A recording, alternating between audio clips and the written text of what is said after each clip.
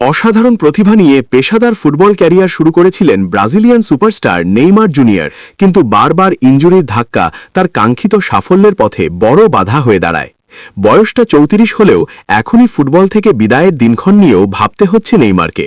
তবে তার আগে তিনি আরেকবার ব্রাজিল জাতীয় দলের জার্সিতে ২০২৬ ফুটবল বিশ্বকাপ খেলার স্বপ্নে বিভোর। গত বছরের শুরুতে সৌদি আরবের ক্লাব আল হিলাল ছেড়ে শৈশবের ঠিকানা সান্তোসে যোগ দেন নেইমার। সেখানেও চোট তার পিছু ছাড়েনি।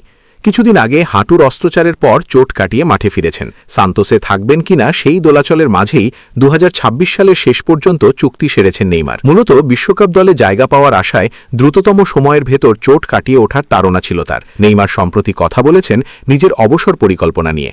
ব্রাজিলিয়ান চ্যানেল কেজকে দেওয়া মন্তব্যে নেইমার জানিয়েছেন, আমি জানি না এই সময়ের পর কি ঘটবে, পরবর্তী বছর সম্পর্কেও ধারণা নেই। সম্ভবত ডিসেম্বর এলে আমি অবসর নিতে চাই। আমি এখন বছর ধরে ধরে চিন্তা করছি, হৃদয় কি সিদ্ধান্ত নেয় আমরা দেখব।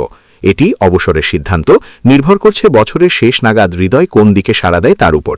তবে পেশাদার ফুটবল ক্যারিয়ার ছাড়ার আগে বিশ্বকাপ সহ চলতি বছরের পুরোটা জুড়ে নিজের শতভাগ নিবেদন দেওয়ার আশা নেইমারের।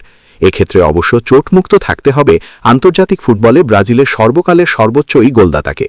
নেইমার বলছেন, এই বছরটি খুবই গুরুত্বপূর্ণ, কেবল সান্তোসের জন্যই নয়, ব্রাজিল জাতীয় দলের জন্য। যেহেতু বছরটি বিশ্বকাপের এবং আমার জন্য, আমি এই বছরে শতভাগ সময় খেলতে চাই। স্বাক্ষর থেকে সাদবিন ইসলাম।